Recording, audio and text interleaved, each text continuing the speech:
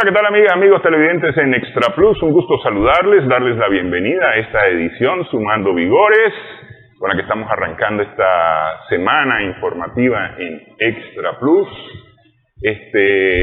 Hoy vamos a conversar un poco del panorama internacional, las perspectivas internacionales. Igual esta semana vamos a tener un poco de lo que opinan los nicaragüenses acerca de su entorno en los próximos días. Sin embargo, pues hoy hablamos de la realidad internacional con nuestros invitados de esta edición, Jorge Capelán y Manuel Espinosa Jarquín.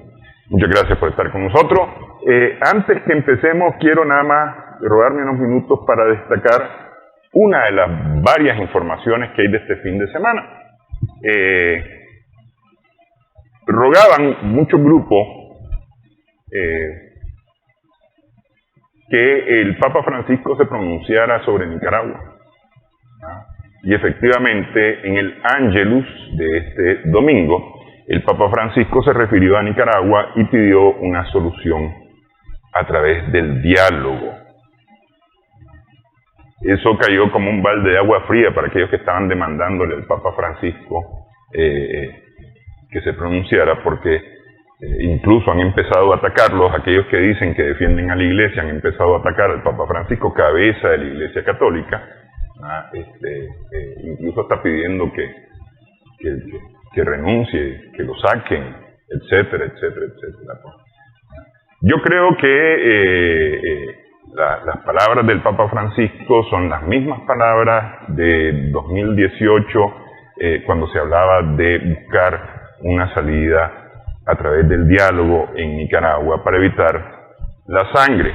Eso ocurrió el 21 de abril del 2018. El presidente Ortega habló del diálogo, le pidió justamente a la Conferencia Episcopal de Nicaragua que fuera, se lo pidió al cardenal Brenes, y el cardenal Brenes dijo que tenía que ser a través de la Conferencia Episcopal, y la Conferencia Episcopal fue encargada por el gobierno de armar el diálogo, y ya sabemos la historia de ese diálogo de mayo del 2018.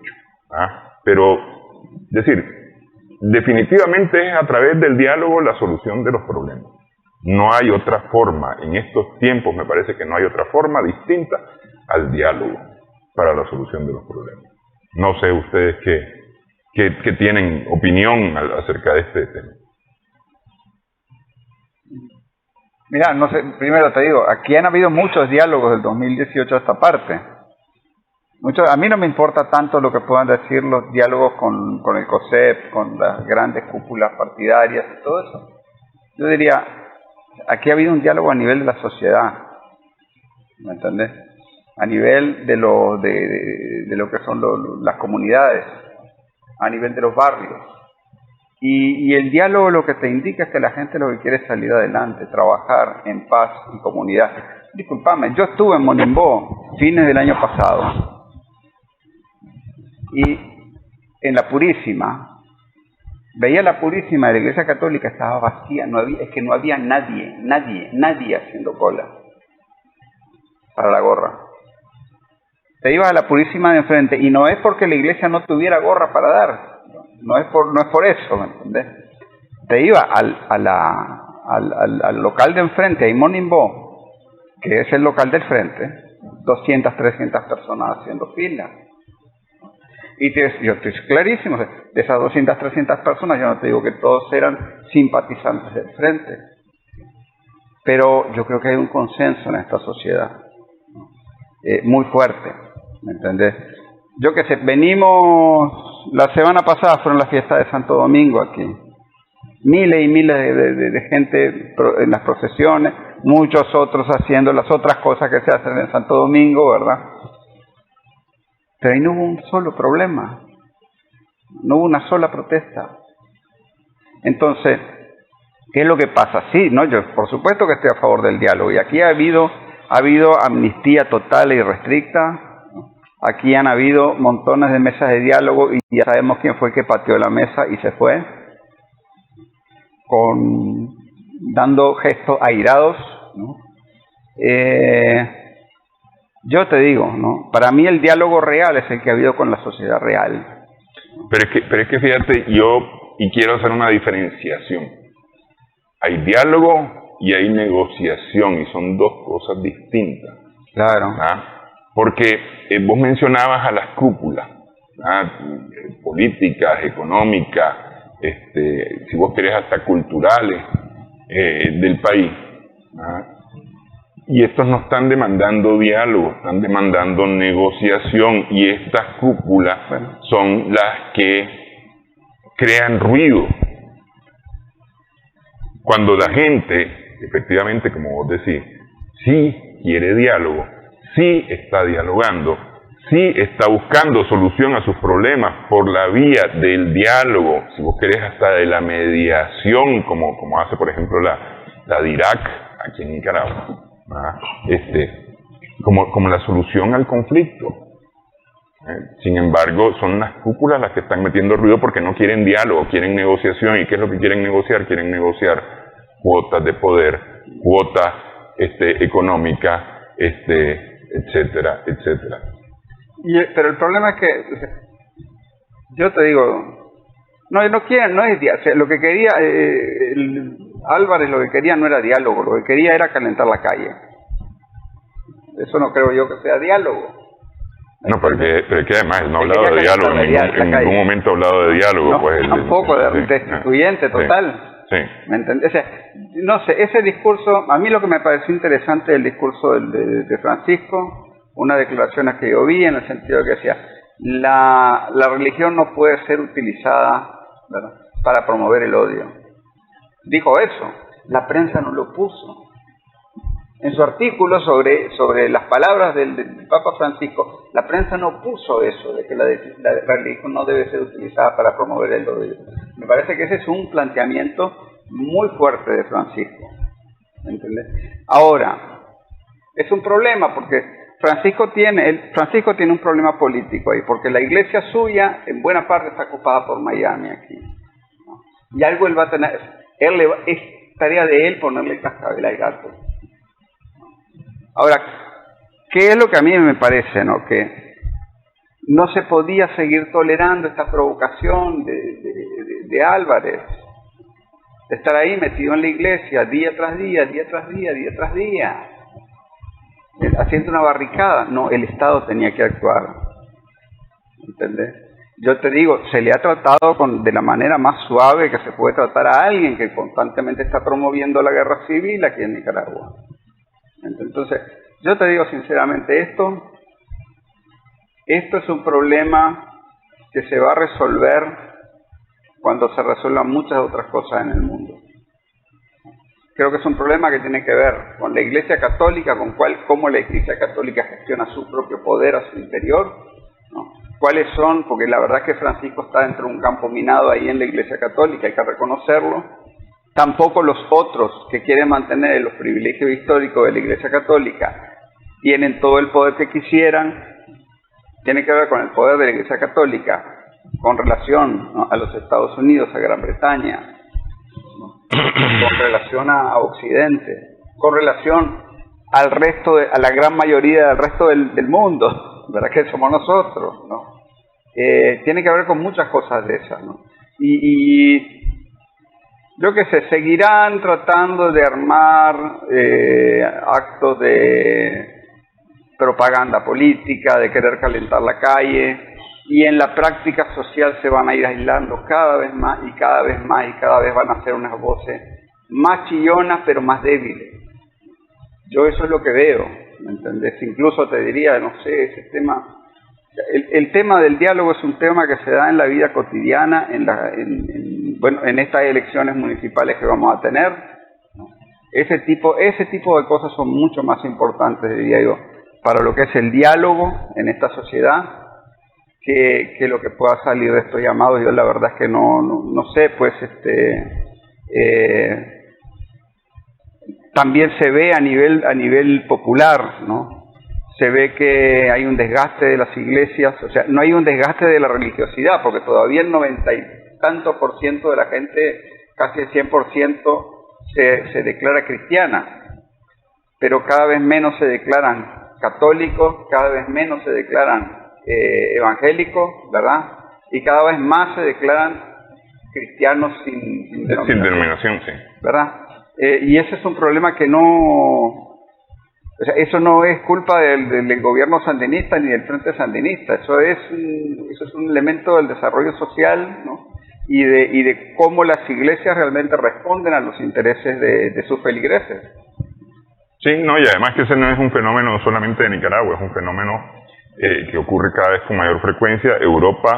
En Europa no ocurre esto, en Europa al contrario, cada vez más gente se declara no solamente sin denominación religiosa, sino sin un credo religioso alguno. Sí, es decir, también. Más bien gente que está abandonando el credo religioso cristiano para no tener ninguno. ¿Ah? Ok, pero yo lo que digo es que a mí me parece que ciertamente aquí hay esos que están hablando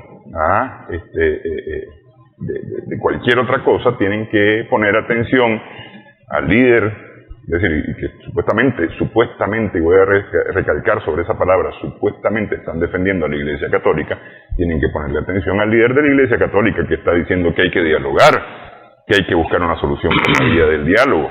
Es decir, esos que defienden, sí, claro, supuestamente a la Iglesia Católica tienen que atender el llamado del líder de la Iglesia Católica, a buscar sí, una solución por la vía del diálogo. Y ese diálogo a mí me parece que ciertamente está en la calle, pero debe elevar también a las cúpulas para que no negocien o no estén pretendiendo negociar, sino dialogar. Me parece que todo el tema está ligado al desarrollo de nuestra sociedad.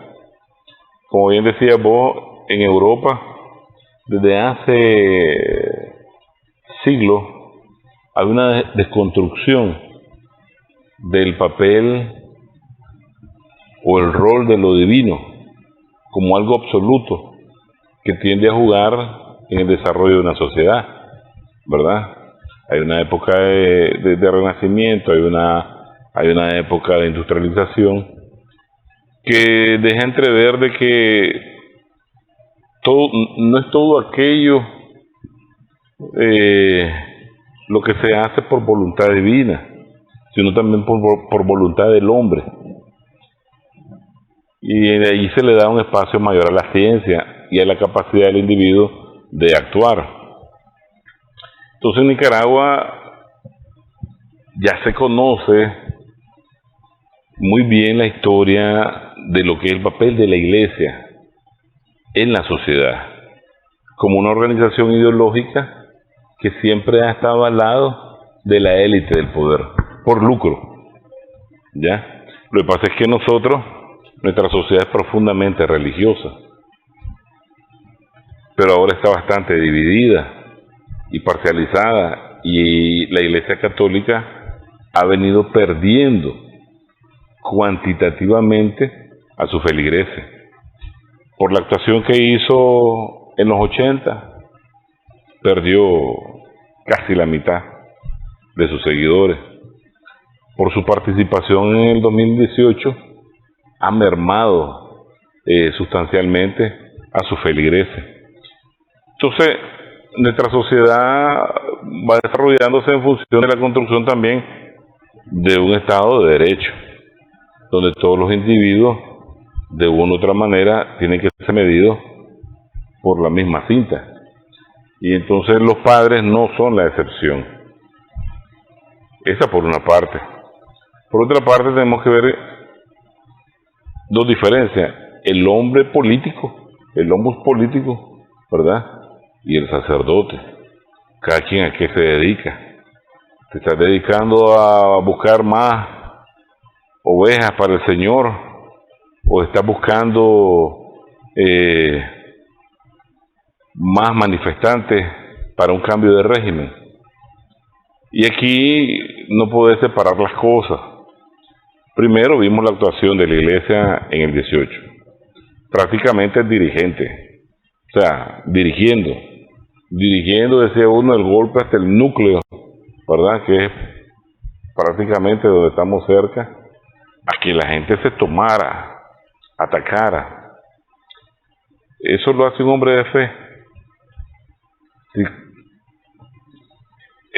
Jesucristo te dice que hasta tenés que poner otra mejilla. O sea, contrariamente a eso, olvidar lo que están haciendo las barbaries en la calle, no salir al lado del pueblo a defenderlo. Te están quemando policías y decir, guarden eso, oculten eso. Entonces, no quiero generalizar, pero hay dos tipos. El pueblo está viendo dos tipos de iglesias o dos tipos de sacerdotes, y esa parte mala ya la identificó. Y está pidiendo a gritos que la ley se encargue de ello. O sea, no puedo permitir que aquí vuelva a pasar el 2018. De ninguna manera.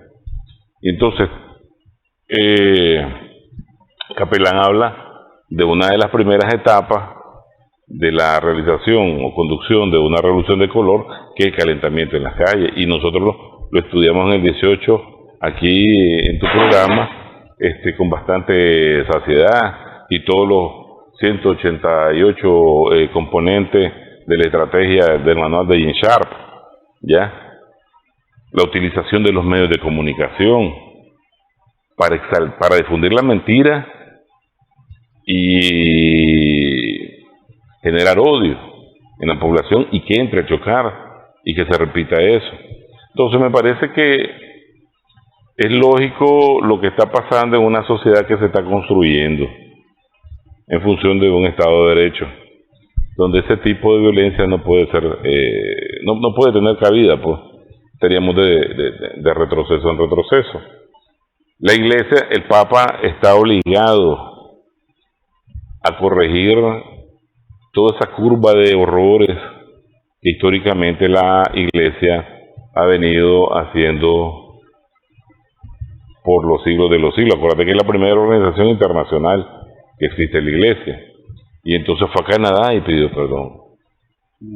Y donde anda está tratando de, no diría reconstruir, pero por lo menos de mantener en pie muchos de los cimientos, de los pocos cimientos que le quedan en la Iglesia. Y es correcto lo que decís. En Europa ya casi nadie visita la Iglesia. Porque al final, si vas a creer en una fuerza divina, cree en esa fuerza divina, no creas en el hombre. Porque yo recuerdo en los 80 estaba un sacerdote dando la misa y llegó ahí alguien y le dijo, mire, viene la contra, y él le dijo a los campesinos, yo no sé ustedes, ¿verdad? Pero esto hay que defenderlo. Y debajo del podio sacó un AK-47 y va a defender la revolución. Y está al lado del campesinado, ¿verdad? Eso merece una profunda interpretación. ¿Al lado de quién está la Iglesia? ¿Me entendés? Porque ese es el análisis que te va a hacer el pueblo, que es la base fundamental de la sociedad, ¿ya? Y entonces,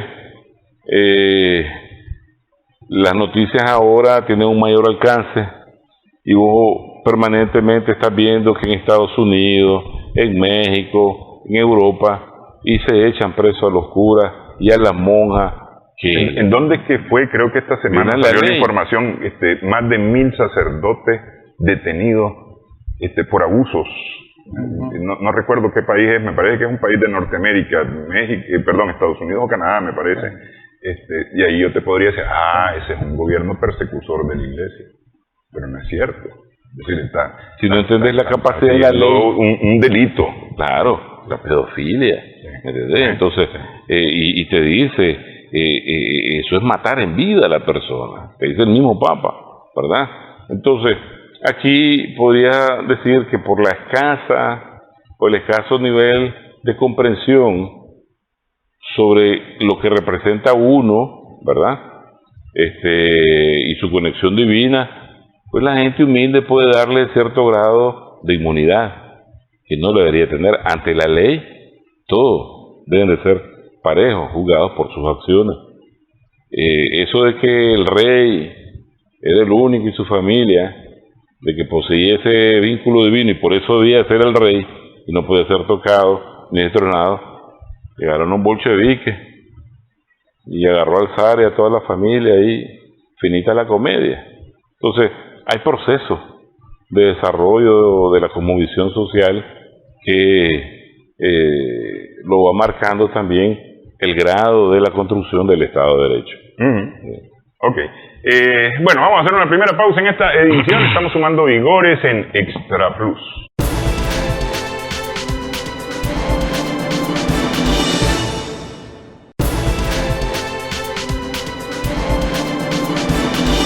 Continuamos sumando vigores en Extra Plus.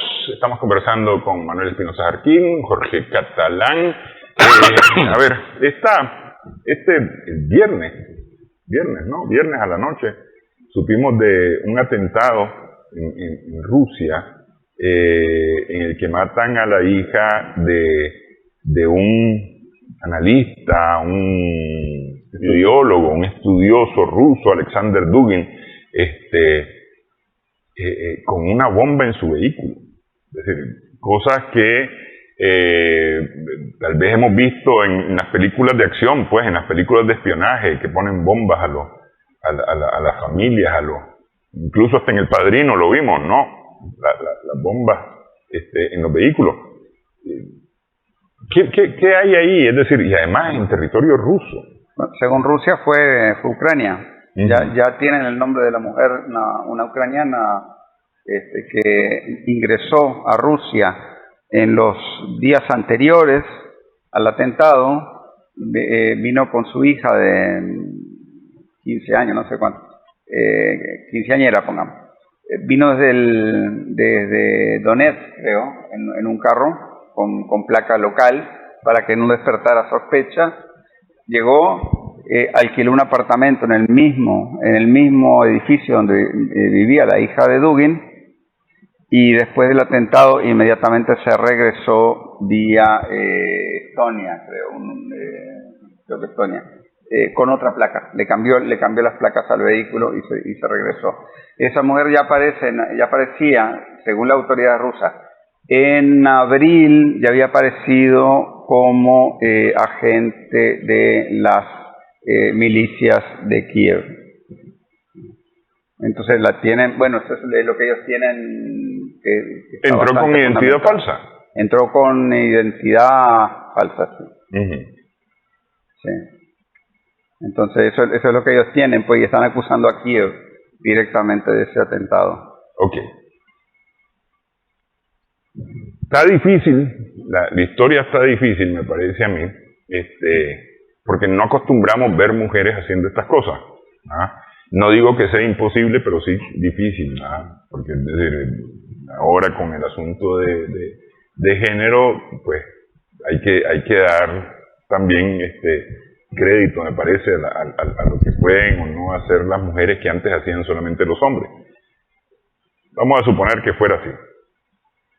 A mí me parece que de alguna manera sí tiene que ver con Ucrania. Yo creería que sí tiene que ver con Ucrania. Y entonces eso me lleva a preguntar, ¿esto complica las cosas con Ucrania todavía más? Yo creo que,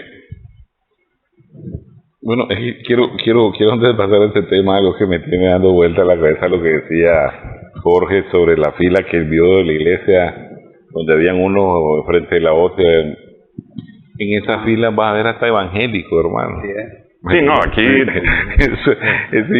pero eso como entremés, ¿verdad? Y después ya pasan las purísimas y ya pues se vuelven a separar, pues, los primos. Mira, yo he tenido la gran honor de conocer al maestro Dugin de manera personal. Muchos viajes que íbamos a encuentros de preparación sobre el nuevo orden internacional, de diplomacia pública. Nos ha brindado unas 3 charlas bastante extensas, y el mes pasado, desde el CREI, yo personalmente lo entrevisté con el director de ACATV, un argentino, se llama Marcelo Ramírez, que estamos haciendo con Jorge ahí varios programas en YouTube, en los canales de YouTube. Y entonces Alexander Dugin es un estudioso, un científico político contemporáneo y sobre todo de la geopolítica. así como conocemos a Halford Mackinder, del famoso Harlan, que aquí lo hemos hablado, a Rudolf Heilen, que es el padre de la geopolítica, o a Spikeman, a Mann, de la geopolítica naval, de la fuerza naval y todas esas cosas, o al polaco Zbigniew Brzezinski, que es norteamericano, el asesor de seguridad nacional de Carter. Dugin es un estudioso contemporáneo, formulador del concepto del multipolarismo, que ahora está en boga. Cuando lo formuló, nadie daba un peso por ese concepto teórico, ¿me entendés?, de la geopolítica.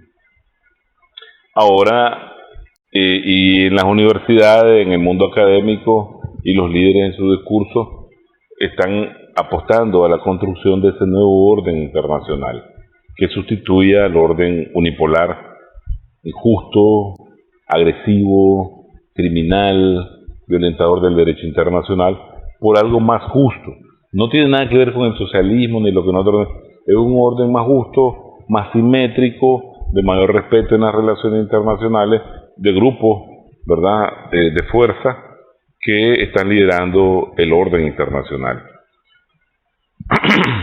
Y la fuerza de la idea es más efectiva que un cañón o que 100 tanques. Por eso muchas veces te dicen que un hombre equivale a lo que vale un ejército, ¿ya? Entonces, Dugin ha estado trabajando muy fuerte en el andamiaje teórico del unipolarismo, y lógicamente esto no es Ucrania el problema, creo yo, porque ya Ucrania está haciendo burbujitas, está destruido, como decíamos la vez pasada en el programa.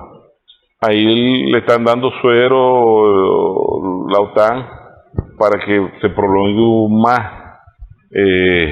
su agonía y desgaste más a Rusia en una guerra, pero que tiene ya un final contado, pues.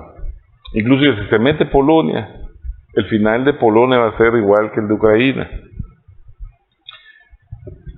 Si decía un norteamericano, un analista militar de inteligencia norteamericano, se me escapa el apellido ahorita, que ningún país de la OTAN pudiera ganarle a Ucrania, mucho menos a Rusia, ¿ya?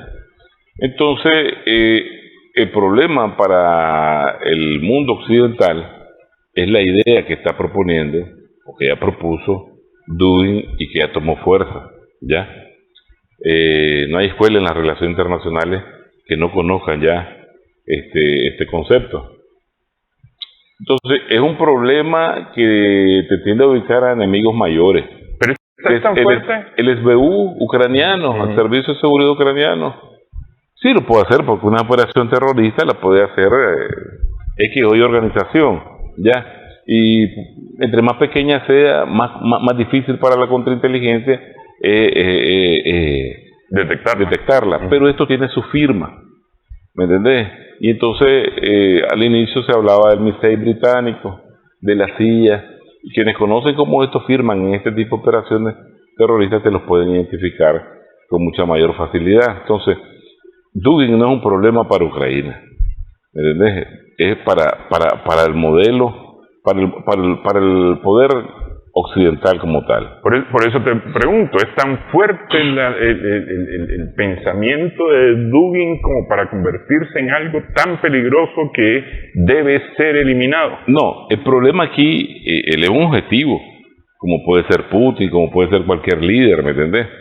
El problema aquí radica también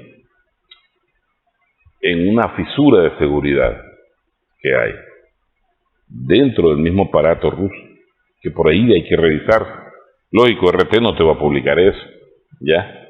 Pero en el análisis sobre ese suceso trágico, tenés que crear un árbol cognitivo y comenzar a ver cada rama qué pasó, por qué pasó, y quiénes están detrás y todo eso.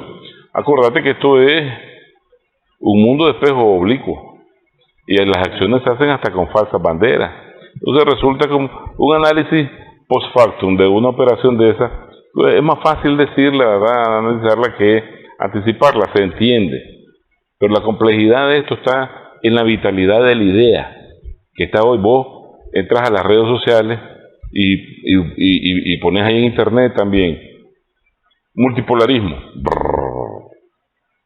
Y es un debate enorme a todos los niveles, ¿me entiendes?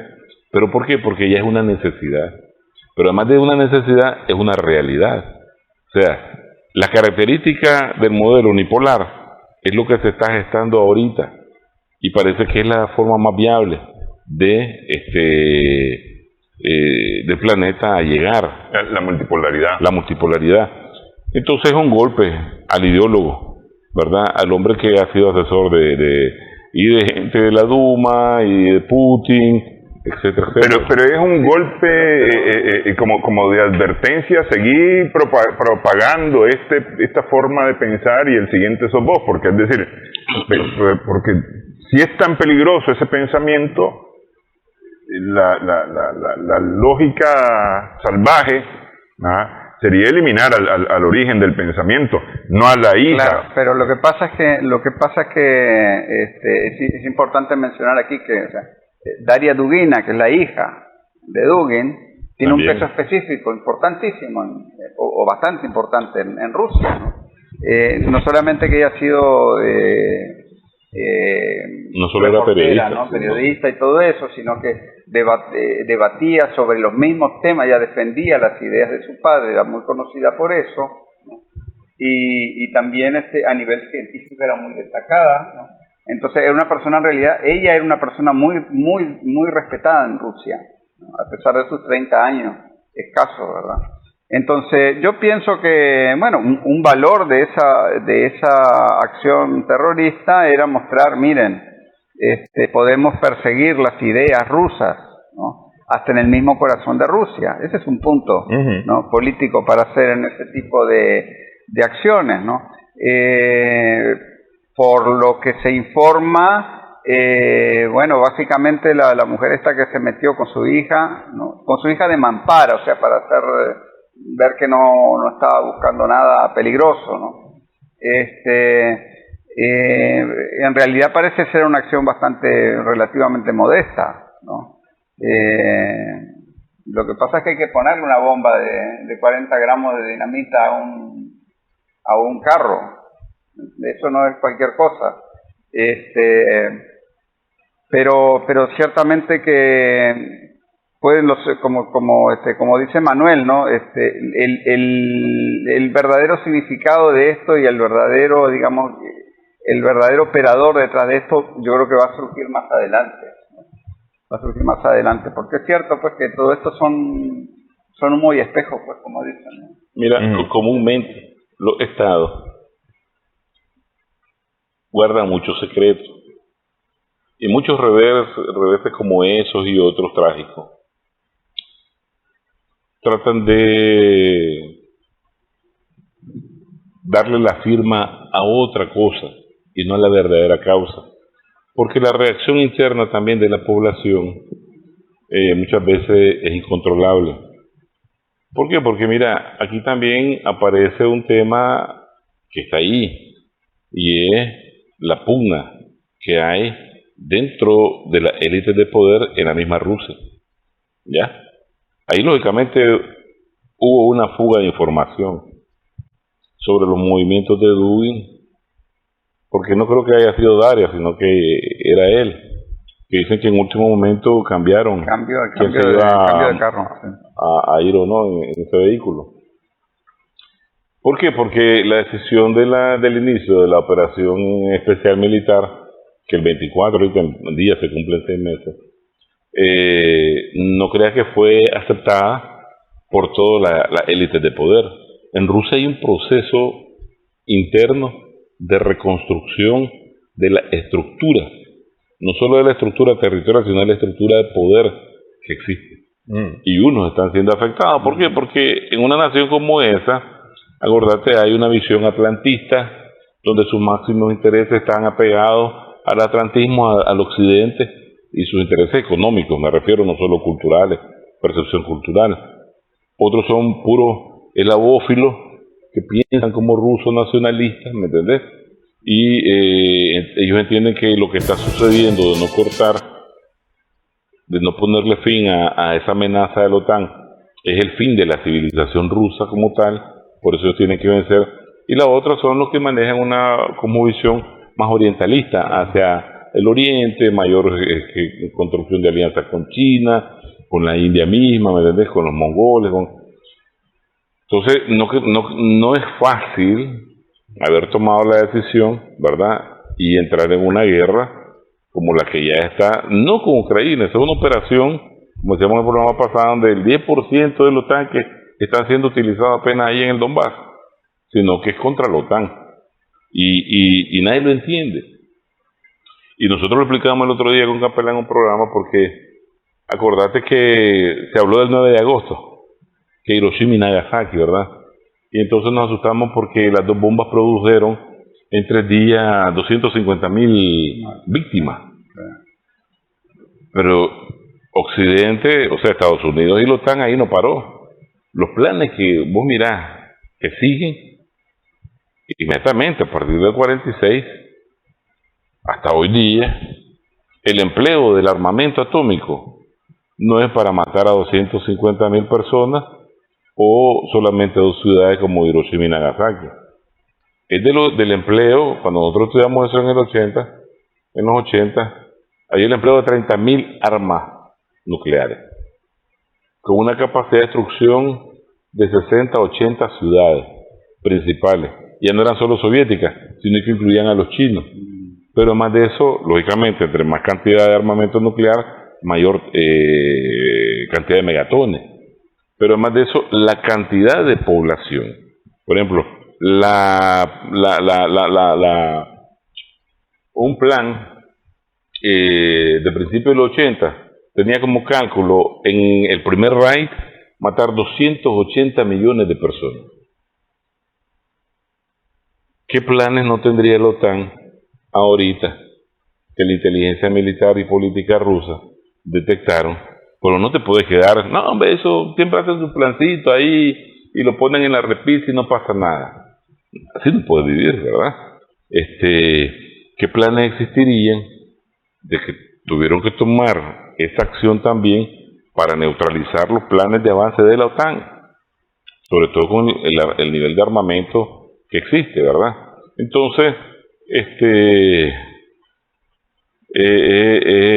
es una guerra situacional que no todo el mundo la puede percibir, pero ya están. Hay golpes económicos duros. A Rusia la han golpeado dura, no solo por la cantidad de sanciones, ¿verdad? Sino hacia dónde fueron dirigidas estas sanciones.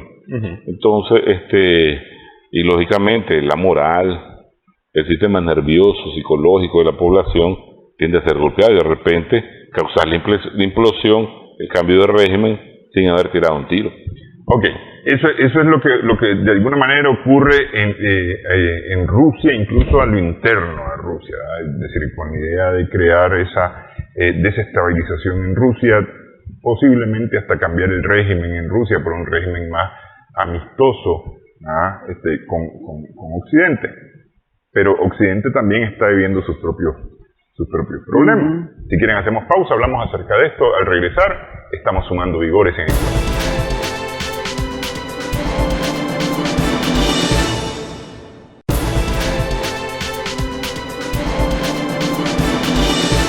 Continuamos sumando vigores en Extra Plus. Estamos conversando con Jorge Capelán y Manuel Espinosa Jarquín.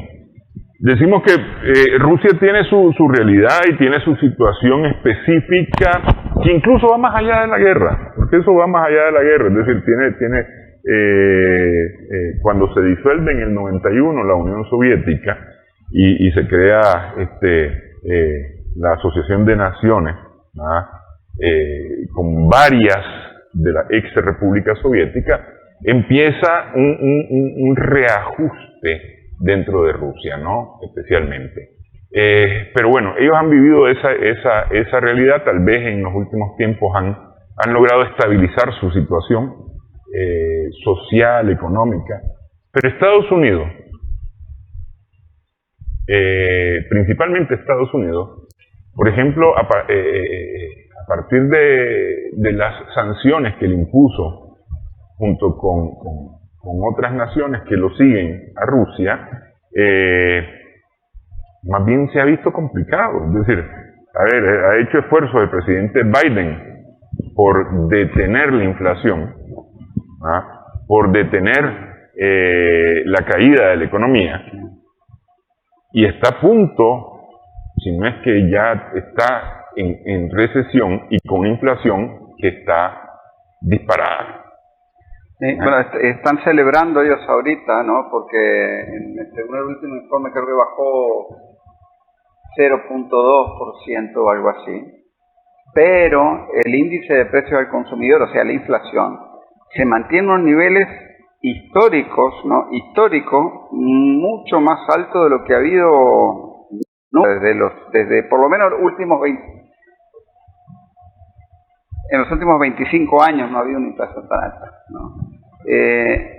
Y el petróleo, es cierto, ha bajado de 120 a 90, pero el gran problema ahorita es el gas, ¿no? El gas que está por las nubes y que va a seguir estándolo, ¿no? El gas está arriba de 2.000, creo, dólares los 1.000 metros cúbicos. Creo que incluso yo diría más todavía, creo que la última cifra creo que era como 3.000, ¿no? Sí. Una barbaridad. Y eso obviamente que te influye toda la economía. Eso es para el caso especialmente de los europeos, ¿no? El problema que tienen los estadounidenses es que todo el gas que ellos están sacando y que están mandando a todos lados es gas de fracking, y eso, mira que eso te genera unos costos ecológicos y ambientales brutales, ¿no? Fíjate que es interesante que por ejemplo, el índice de precios global de todas las commodities interanual, ¿no? Ahorita anda por el 51.6%, ¿no? Bajó un poquito los últimos, desde los días más álgidos de la guerra, ¿no? Pero igual, eso va a subir, pero fíjate, está el 51.6%. Y no había estado tan alto desde enero del año 2008, cuando fue la crisis que se cayeron las torres gemelas financieras, ¿verdad? De Lehman Brothers.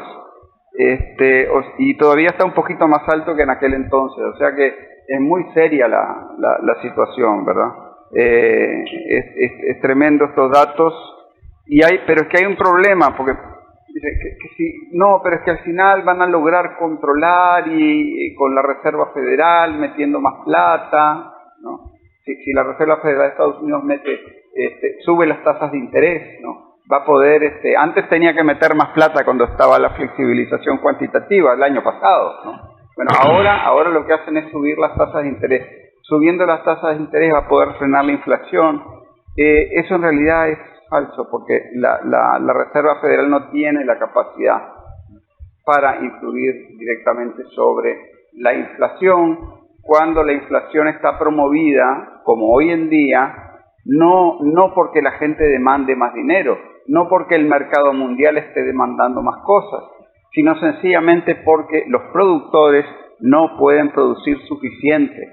Las cosas se ponen caras porque los productores no pueden producir lo suficiente. ¿Por qué no pueden producir lo suficiente? Bueno, por un lado, por todo lo que pasó en el 2020 con lo de la COVID, que todas las cadenas de distribución fueron afectadas, ¿verdad? Y en segundo lugar, obviamente por todo este problema de las sanciones contra Rusia y de todas las distorsiones que ha traído con el precio del petróleo y todo lo demás, y la incertidumbre. Entonces, ¿qué es lo que pasa, no? Lo cierto es que aquí hay corrientes de fondo en la economía estadounidense desde hace 50 años, que la economía estadounidense y la economía estadounidense y mundial se ha financiarizado en los últimos 50 años. Pero también el problema es que hay una tendencia general, ¿no?, a una decadencia en la productividad. El capitalismo hoy en día cada vez produce menos, tendencialmente. Y fíjate que hay unos datos muy interesantes, porque ¿qué es lo que puede producir un aumento en la productividad? Un aumento en las inversiones, que implique una mayor producción por hora de trabajo. Ahora, el problema es que desde los años, si uno se pone a ver, ¿no?, la estadística de de la inversión privada y pública, ¿no? De los últimos, digamos, de 1930 a esta parte, ¿no? Hace una curva, ¿no? La curva tiene su altura máxima en los años 60, 70, y después empieza a caer irremisiblemente la inversión productiva, no financiera, sino la productiva, o sea, en la inversión total menos sector financiero y armas, ¿no? Y uno empieza a ver cómo empieza a bajar toda esa tasa de inversión. O sea, es un capitalismo que por sus propias contradicciones es cada vez menos capaz de producir, ¿no? Y es lo que estamos viendo hoy en día, ¿no? Que lo que ha habido en realidad de los años, fíjate que, mira, la tasa, si uno ve la estadística de 1945 hasta 2022, ¿no? Uno ve cómo empieza a bajar la tasa de beneficio del capital, ¿no? Se ve claramente, ¿no? Y hoy en día está en un 11.5%, ¿no? Que históricamente es bajísimo. Por ejemplo, te puedo decir que en 1945 era de 22, era el doble, ¿no? De lo que es hoy en día. Lo mismo también en 1966, ¿verdad? Y después empezó a bajar. La cosa es que hoy en día estamos en un mínimo histórico. Entonces, ¿qué es lo que pasa? El capital en su conjunto, si no tiene un móvil político que lo obligue, siempre va a buscar cómo especular en vez de buscar cómo producir, ¿no? Y por eso vemos lo que vemos hoy en día, que el capitalismo cada vez produce menos, los precios suben, no porque la gente demande más o porque tenga demasiada plata, sino sencillamente porque no se está produciendo lo suficiente. Ok, no se está produciendo suficiente significa que no puedo satisfacer las necesidades de mi población porque yo no produzco lo suficiente. Eso me lleva a aborazarme.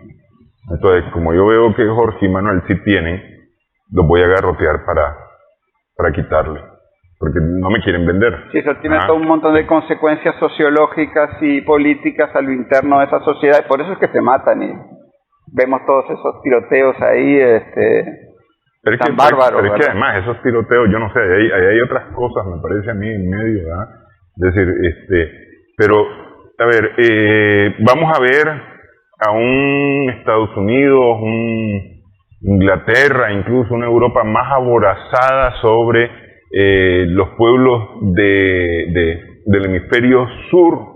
Y digo del hemisferio sur porque ahí estoy metiendo a África, que está produciendo, estoy metiendo a América Latina, que está produciendo. Dalo por descontado, las guerras del agua, por ejemplo. Brasil enfrenta un reto geopolítico real, ¿no? Hay planes reales de quitarle un pedazo, de quitarle la Amazonía al Brasil, es decir, los brasileños no son capaces de manejar, ¿no? De manejar su propia agua. Entonces nosotros tenemos que ir a salvarlo, ¿verdad? Y con ese pretexto controlan el monopolio del agua dulce en América Latina y para muchas otras partes del mundo. No, eso dalo por descontado, pero además implica, ¿no? El capitalismo en la era de la no producción es un capitalismo que te lleva a una dictadura directa de las multinacionales, de los monopolios multinacionales, ¿no? De 2 o 3 monopolios multinacionales, ¿verdad? Sobre todos los recursos del planeta. O sea, ya no es un capitalismo feudalista de alta tecnología, o no sé cómo llamarlo, ¿verdad? Pero básicamente lo que ellos quieren es que haya menos gente en el planeta, controlar todos los recursos, ¿verdad? Y básicamente imponer una sociedad de castas a nivel planetario, pues, ¿no? La clase corporativa global, que sea esa clase, ¿verdad? O digamos la crema de la crema de esa clase corporativa global, que sea la que tenga el control de toda la sociedad. Eso es básicamente. Pero eso no va a resolver absolutamente nada en cuanto a las necesidades que tienen las poblaciones. Pero que las poblaciones son prescindibles. No, las poblaciones son exterminadas. Funciona cuando se extermina la población. Ese poder profundo, no el estado profundo, el poder profundo, ¿verdad? Se ha venido preparando para la situación que hoy vivimos desde hace rato. Claro, nosotros nos alegramos cuando leemos o escuchamos que van para abajo, van en un serio declive. Pero esas crisis económicas son cíclicas en el modelo capitalista y no lo terminan de destruir ni ahorita y cuidado en una década, ¿verdad?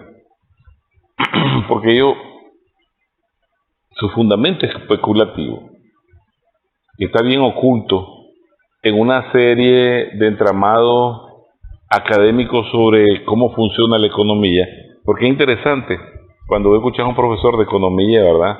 Cómo él te explica cómo funciona la reserva, la deuda pública, los intereses, y entonces te da una serie de razones tan falsas como creer que el PIB representa la ganancia de cada miembro de la población, ¿me entendés? Pero si te lo instruyen en la escuela, y entonces viene el chaval y dice, sí, entonces el PIB es el ingreso per cápita.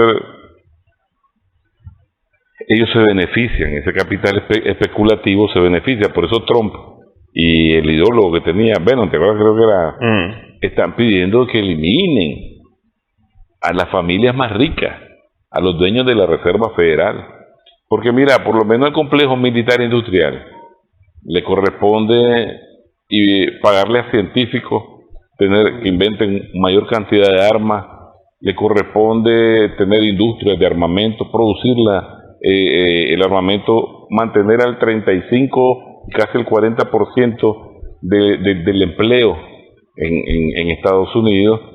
Por eso es una de las tantas importancias que tiene para ellos el CMI, el Complejo Militar Industrial. Pero además de eso tienen que sobornar a los presidentes, congresistas, todo cuanto sea, para que vayan a hacer una política exterior de agresión a los pueblos, a los otros de los gobiernos, para que acepten guerra entre estados vecinos. Mira, Latinoamérica, todos en el sur tienen tremenda cantidad de ejércitos. El único enemigo que tienen es su población, a la que le reprimen. Pero Perú no ataca a Argentina, Argentina no ataca a Brasil, ¿me entendés? Yo no veo a Uruguay contra... O sea, un gasto enorme que beneficia solo al negocio del complejo militar industrial. Miren el caso ahorita de Ucrania.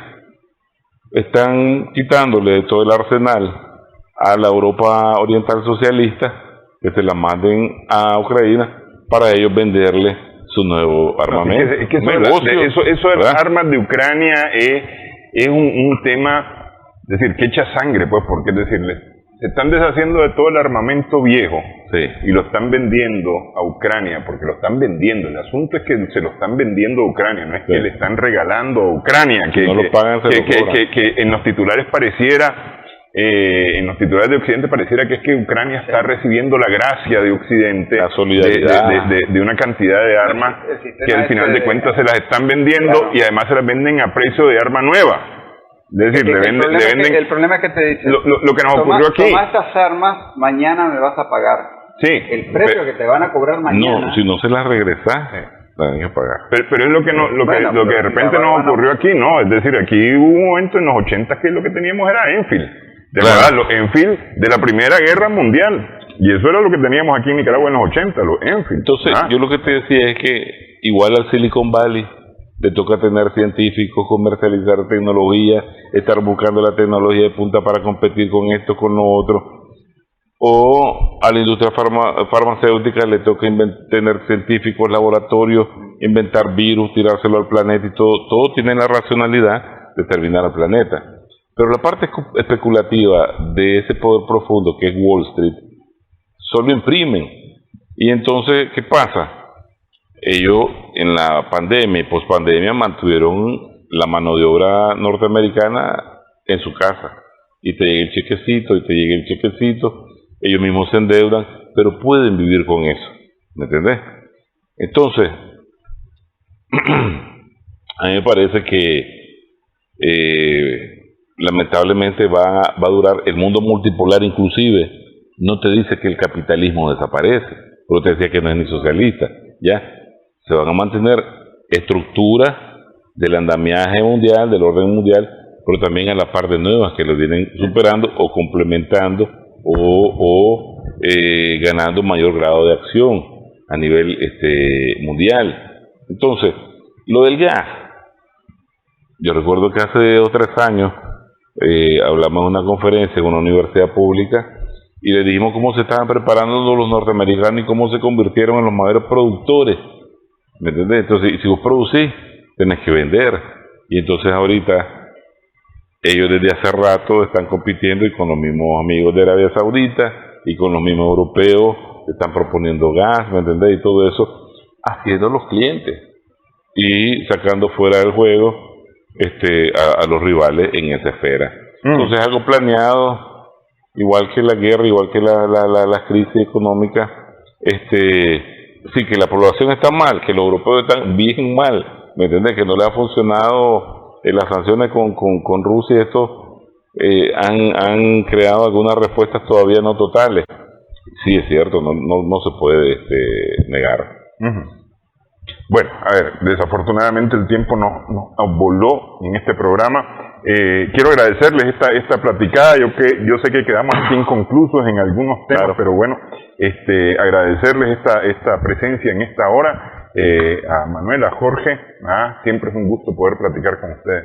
Gracias, Néstor. Gracias a nuestras amigas, amigos también televidentes por su sintonía. Esperamos que el programa haya sido de provecho para ustedes.